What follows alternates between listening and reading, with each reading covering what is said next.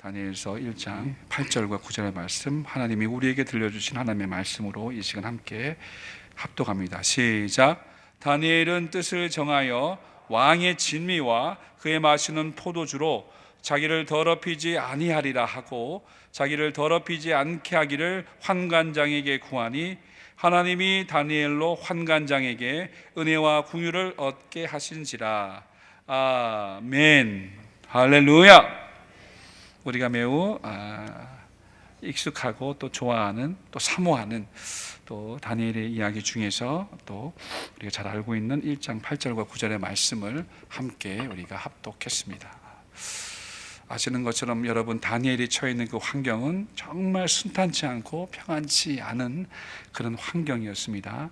살다 보면 뭐 좋을 때도 있고 나쁠 때도 있지만 다니엘도 우리와 성정이 같은 사람이잖아요. 그도 그의 인생 중에서 그런 날을 겪을지 그가 알았겠습니까? 그러니 어떻게 보면 굉장히 또 자기 인생이 또 불쌍하게 느껴질 수도 있고, 우리도 뭐 우리 자신들을 살펴볼 때 그렇게 또 살펴보기도 하지 않습니까? 내가 여기서 지금 뭘 하고 있는 것인지, 지금 이러한 내 앞에 주어진 현실과 삶은 도대체 어떤 것인지, 이것이 하나님으로부터 말미암은 것인지, 과연 무엇인지 굉장히 우리가 머리 아프고 복잡하고 또 많은 스트레스를 받고 있는 그런 또 현실일지도 모릅니다. 다니엘이 있었던 이 환경, 정말 이 다니엘이 속해 있는 이스라엘이라는 민족, 유다였지만 이스라엘로 통칭을 할게요. 이 이스라엘이 사실 그들의 죄가 있어요. 하나님 앞에 그들의 죄가 있어요. 그것은 뭐냐면 우상 숭배와 하나님을 떠난 죄입니다. 그들은 하나님을 아는 것 같았지만, 하나님을 잘 안다고 스스로 그렇게 여겼지만, 그래서 오랜 또 유전과 전통과 또 율법들을 통해서 그들은 그들의 신앙을 또 절개를 그렇게 지켜왔었지만, 그러나 참 인간의 속성들이 얼마나 죄가 많고 또 교만한 마음이 있는지, 하나님을 안다고 하는 이들이 하나님을 떠나게 됩니다. 하나님을 안다고 하는 이들이 하나님을 떠날 때 어떤 모습으로 떠났을까요? 그냥 갑자기 그냥 하나님을 등지고 모든 제사와 예배와 율법들을 다 폐하고 그렇게 떠나갔을까요? 그들은 분명히 하던 일들은 계속 했을 거예요. 절기 때마다 드렸던 제사 그렇게 지키고, 그렇게 하나님이 주신 율법책을 중심으로 해서 그렇게 하나님의 말씀을 여전히 지키고 있으면서도 서서히 떠나가는 거예요. 서서히 캄캄한 어둠 속에, 캄캄한 어두운 방에 들어갈 때요, 처음에는 아무것도 안 보입니다. 그렇지만 조금 지나면 그러나 서서히 그 어둠에 익숙해집니다. 그래서 그 어둠과 함께 동화돼 버리는 거죠. 그 어둠 속에 이제 자기도 속해 버리게 되는 것처럼, 그렇게 이스라엘 백성이 하나님을 잘 섬기고 따랐던 민족이었지만, 시대를 지나가고 세월을 흘러가고 또 많은 시간들이 지나가고 세대가 세대로 이어지고 또 그 다음 세대가 이어지고 여전히 계속된 그러한 시간들 속에서 그들이 이제 하나님을 서서히 떠나게 된 것입니다. 그들이 하나님을 떠났던 많은 이유들이 있겠죠. 그들이 자기가 믿고 따랐던 아브라함과 이삭과 야곱의 그 하나님, 항상 기도할 때마다 그렇게 아브라함과 이삭과 야곱의 하나님을 부르며 정말 믿음의 조상, 우리 믿음의 조상 그 아브라함을 자랑스럽게 여기면서 그렇게 자손들에게도 가르치고, 오직 하나님은 한 분, 유일한 여호와 하나님 한 분밖에 없다. 너는 그를 마음을 다하고 뜻을 다하고 성품을 다 사랑하라. 그렇게 또 배우기도 했고 가르치기도 했던 그들의 신앙이 점점점 퇴색되어져 버립니다. 그래서 마침내 가나안 땅에 들어가게 되고 농경 사회를 또 이루게 되고 바알 신이라는 신을 접하게 되고 아스라도 신들을 접하게 되고, 그러다 보니까 하나님도 알면서 다른 신들도 맞이하게 되고, 현실적으로 보니까 뭐 하나님은 우리를 지켜주시는 하나님이시지만 현실적으로 보니까 바알이 조금 더 좋은 것 같아. 굉장히 사람들이 실리적이잖아요. 자기에게 도움이 되는 것을 또 재빠르게 계산적으로 많은 사람들이 생각을 합니다. 신앙에 있어서도 그런 또 현대인들이 적지 않죠. 그러다 보니까 이 이스라엘이 그들의 죄 때문에 지금 바벨론에게 침공을 당한 거예요. 하나님의 주권 안에서 그것이 허락되어졌습니다. 애굽 왕을 잘 섬기고 있던 당대 국제 정세 자체가 이제 애굽은 쇠퇴해지고 신생 바벨론이 올라오고 있던 때예요. 그래서 이스라엘은 그 중간에서 완전히 여기 끼지도 못하고 저기 끼지도 못하고 애굽을 잘 섬겼던 그런 이스라엘이 이제 바벨론을 섬겨야 할 그러한 이제 때가 된 것이에요. 그래서 애굽 왕 바로 느고가 여호와김을 이제 세웠어요. 여호와김이라는 유다 왕을 이제 세웠지만 이 애굽이 패망하게 되고, 애굽이 바벨론에게 패망을 하게 되고, 이제 여호와김과 유다는 이스라엘은 바벨론을 섬기게 되는 그런 이제 풍신의 관계가 그렇게 형성이 되게 되지만, 그러나 이 여호와김 왕이 배반을 하게 됩니다. 그로 인해서 바벨론이 쳐들어왔거든요. 1차. 그러니까 이 국제 정세 자체도 굉장히 이스라엘에게 있어서는 절망스러운 그런 상황입니다. 어쨌든 다니엘이 처해 있었던 이 환경은요, 어떻게 보면 이스라엘 역사상 가장 비참하고 가장 절망스러운 상태에 놓여 있었던 때입니다. 앞으로 이스라엘의 미래가 어떻게 될지 아무도 알지 못해요. 다니엘 개인의 미래도 어떻게 될지 도무지 알 수 없었던 그때예요. 그렇게 비참하고 절망하고 아무래도 도저히 빛이라고는 볼 수 없을 것만 같은 이방 나라의 한가운데서, 이방인의 그 땅 한가운데서 다니엘이 가장 먼저 한 일이 무엇일까요, 여러분? 그 이방 나라 한가운데잖아요. 여기 지금 이스라엘이 아니거든요. 그 이방 나라 한가운데에 지금 다니엘이 있는 거예요. 온통 주변을 둘러봐도 자기와 자기 나라를 다시 이렇게 세워줄 만한 사람이 아무도 없는 것 같아. 어느 하나 도울 수 있는 왕들도 없어요. 그 이방 땅 한가운데서, 이방 나라 한가운데서 다니엘이 했던 가장 첫 번째 일, 가장 먼저 했던 일이 무엇입니까? 그것은 뜻을 정한 것입니다. 뜻을 정한 일이에요. 그가 하나님 앞에 뜻을 정한 것이에요. 지금 현실적으로 조금 보면 사실 조금 현실의 그 관계들 속에서 우리 그런 거 있지 않습니까? 뭔가 이제 나를 둘러싼 세대와 환경들이 다 바뀌었어요. 지금 이제 내 주변에 이제 같은 이스라엘 민족들도 다 지금 이제 포로로 끌려올 상황이에요. 왕족이나 귀족들이 다 끌려왔어요. 지금 이 다니엘을 도와줄 사람이 없어요. 애굽도 없어요. 자, 그러면 발 빠르게 바벨론의 많은 주요한 관리들이나 또 궁중 대신들이나 이런 사람들과의 관계를 좋은 관계를 맺어서 자기의 앞일을 도모할 수도 있어요. 어쨌든 그가 주어진 환경 속에서 정말 그가 무엇을 어떻게 해야 할까 생각할 때에 재빠른 사람들은 그렇게 할 수 있잖아요. 바벨론과 관계를 좋은 관계를 만드는 거죠. 어쨌든 지금은 세계를 제패하는 당대 최고의 제국은 바벨론이야. 바벨론의 모든 학문과 방언들도 내가 빨리 익혀서 바벨론 사람들과 친밀해지고 또 그러면서 내게 주어진 모든 이 시간이나 이 주어진 환경을 기회로 활용해야지.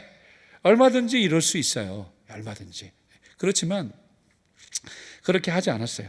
그는 당대 최고의 제국에서 공부할 기회를 제공해 준 왕과 바벨론이라는 나라 앞에서 출세하려고 하지 않았어요. 오직 이방인의 땅 한가운데 있다 할지라도 세상과 역사를 주관하시는 분은 하나님이시라는 것을 그는 여전히 잊지 않았기에 그는 하나님 앞에서 뜻을 정한 것입니다.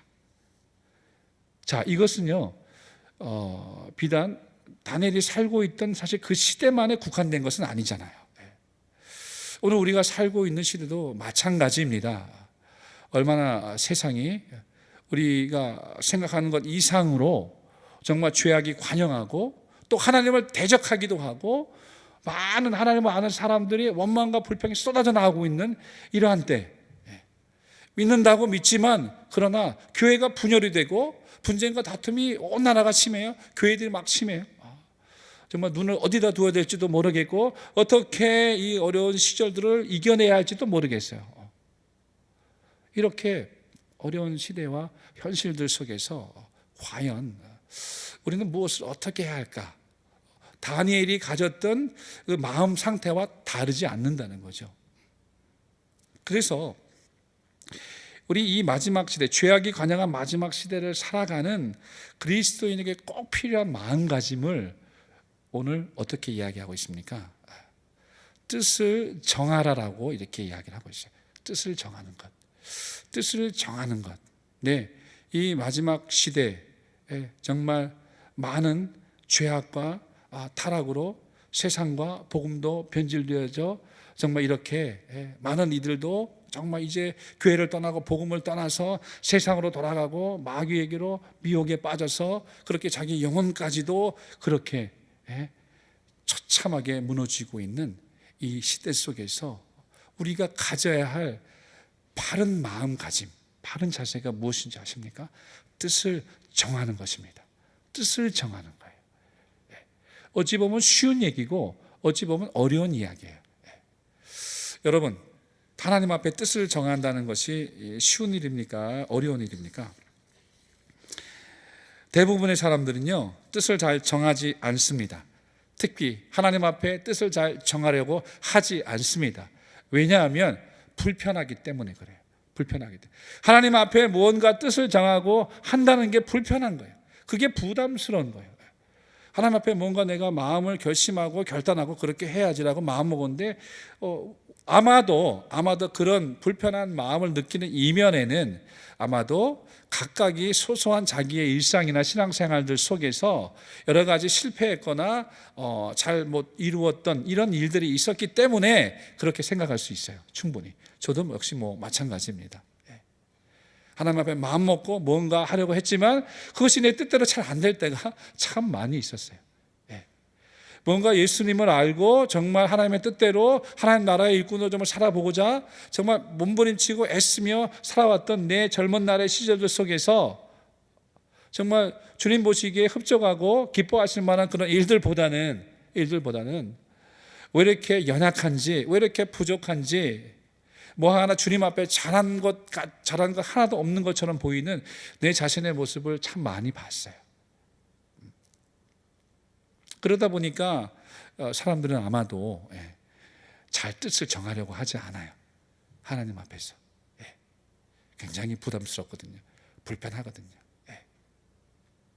그냥 흘러가는 대로 흘러가려고 그래요. 그냥 조금 이렇게 적당히 있을 곳에 그냥 있어주고 적당히 또 내일이 좀 바쁘고 내 하는 일이 좀 뭔가 빨리 이렇게 우선적으로 해야 될 일들이 있으면 조금 더 뒤로 교회를 하기도 하고 이렇게 적당히 우리는 이렇게 시간들을 또 보내고 살아가기도 합니다. 그렇지만 하나님은 그것을 다 아세요. 어떤 이들은 우리 그런 경험들이 있으실 거예요. 어떤 이들은 이제 뜻을 정할 때 큰 뜻을 정합니다. 크게 남자답게 배포 있게 큰 뜻을 또 정하는 분들이 큰 계획을 세우고 연초에 막 큰 계획도 세우고 그렇게 우리가 예수 처음 믿었을 때 그랬던 것처럼 그렇게 원대한 꿈을 꾸고 그렇게 결심하고 뜻을 세우는 사람들도 있어요. 그런데 그것이 잘 이루어지지 않을 때는 굉장한 자책감이나 또 후회 막심 이런 것들로 굉장히 힘들어지는 경험들이 있으실 거예요. 또 어떤 이들은 그냥 하나님 앞에 어떤 뜻을 정한다기보다 그저 그냥 이런들 저런들 그냥 이렇게 가는 모양대로 그렇게 그냥 가는 그런 분들도 계세요. 어떤 뜻을 정하는 게 아니에요. 그것은 아무 생각 없이 그렇게 사람들과 함께 그냥 묻어가려고 하는 거예요. 하나님은 내 마음을 다 아십니다라고 그렇게 내 자신을 합리화하면서 은근슬쩍 넘어가려고 하는 그런 모습들이 많아요. 곰곰하게 한번 생각해 보기를 원합니다. 왜 우리가 하나님 앞에 뜻을 정하며 살아가지 못하고 있을까요? 아니 나는 그렇지 않습니다라고 하는 분들도 물론 많은 줄로 믿습니다. 그렇지만 적지 않은 많은 그리스도인들이 하나님 앞에 어떤 뜻을 정하고 신앙생활을 하려고 하지 않아요. 주어진 현실이나 환경이 어렵거나 곤란하거나 힘들 때는 더욱더 그런 것 같아요. 하나님 앞에 뜻을 정하고 살 때 때때로는 잘 지키지 못할 때도 있지만 때때로는 내가 손해보는 것도 많아, 이렇게 생각하는 것이 있어서 그럴지도 또 모르겠어요. 그렇지만 성경은 지금 어떻게 이야기를 합니까? 우리가 뜻을 정할 때 하나님은 그것을 보십니다. 우리가 하나님 앞에 뜻을 정할 때 하나님은 반드시 보시고 하나님은 응답하시고 갚아주십니다. 할렐루야. 자, 다니엘이 뜻을 정할 때 지금 이방 나라 한가운데 있어요. 앞뒤 좌우 도와줄 이 하나도 없어요. 앞으로 그의 미래가 어떻게 될지 몰라요. 그러니까 머리를 지혜롭게 생각한다면, 나름대로 지혜롭게 생각한다면 내가 빨리 친바벨론 사람이 돼야지라고 생각할 수도 있어요. 그런데 그가 하나님 앞에 뜻을 정했다는 것입니다. 굉장히 중요한 이야기예요. 그가 하나님 앞에 뜻을 정했더니 하나님은 은혜와 긍휼이 없는 그 환관장에게도 은혜와 긍휼을 얻게 하셨어요. 할렐루야. 다니엘이 하나님 앞에 그 세 친구들과 함께 뜻을 정했더니 하나님께서는 천사를 보내주셔서 그 풀무불 가운데서도 그들을 지켜주시고 영광 받으셨습니다. 할렐루야.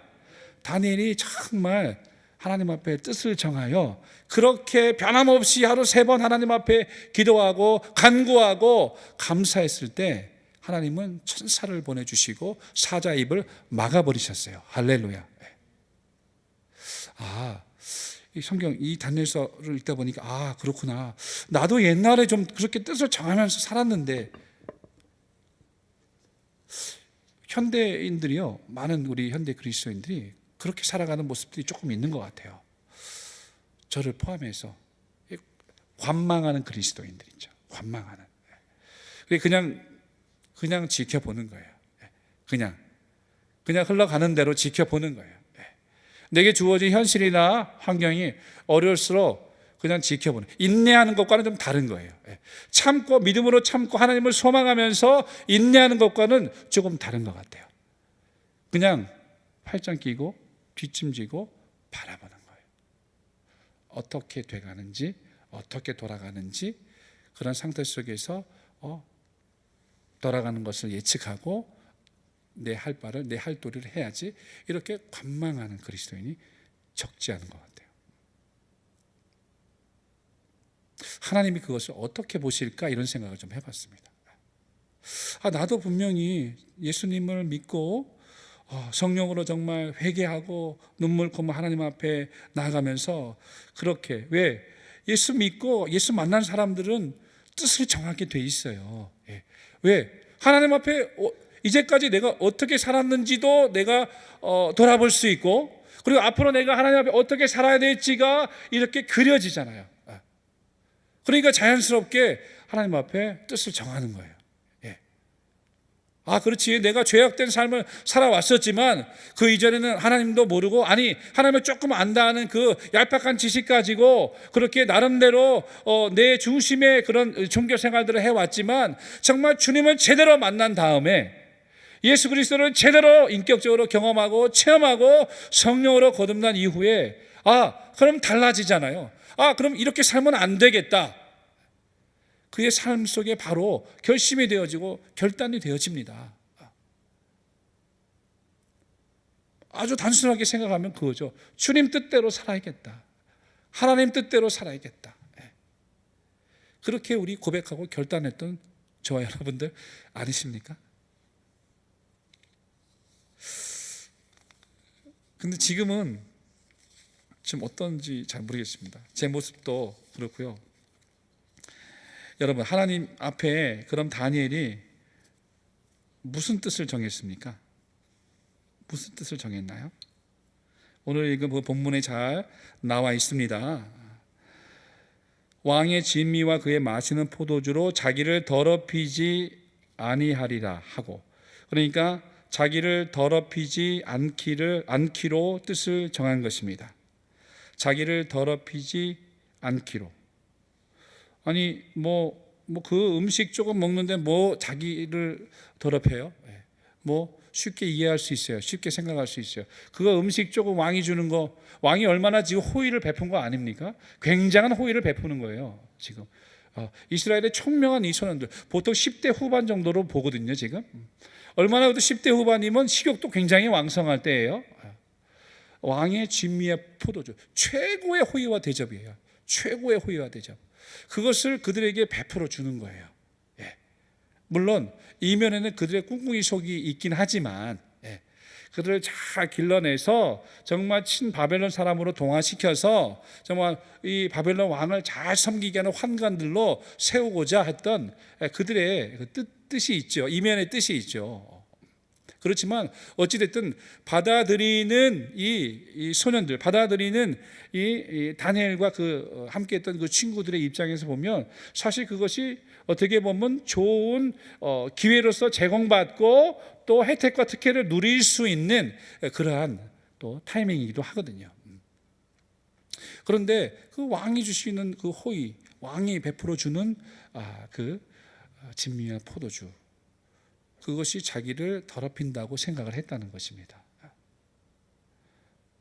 왜냐하면 그는 율법을 잘 알고 있었던 사람이고 율법 말씀에 레위기 3장 17절에 보시면 기름과 피를 먹지 말라고 말씀하신 하나님의 말씀이 기록되어 있고요. 출애굽기 34장 15절에 보시면 정말 우상 앞에 바쳐진 고기와 제물에 대해서는 우상 숭배하는 것이라고 그렇게 말씀해 주신 하나님 말씀을 그가 분명하게 기억하고 있었던 것이었죠.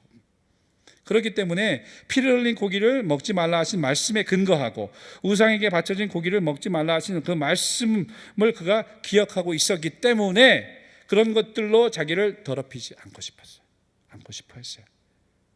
이것은 어찌 보면 굉장히 작은 결심이고 결단일 수 있어요. 다니엘이 뭔가 원대하게 큰 뜻을 세운 게 아니에요. 유대 결사대를 비밀 결사들을 조직해갖고 바벨론 정부의 반기를 들고 혁명을 일으키려고 했던 그런 뜻을 품은 것도 아니에요. 어떻게 보면은 작은 거예요. 작은 거.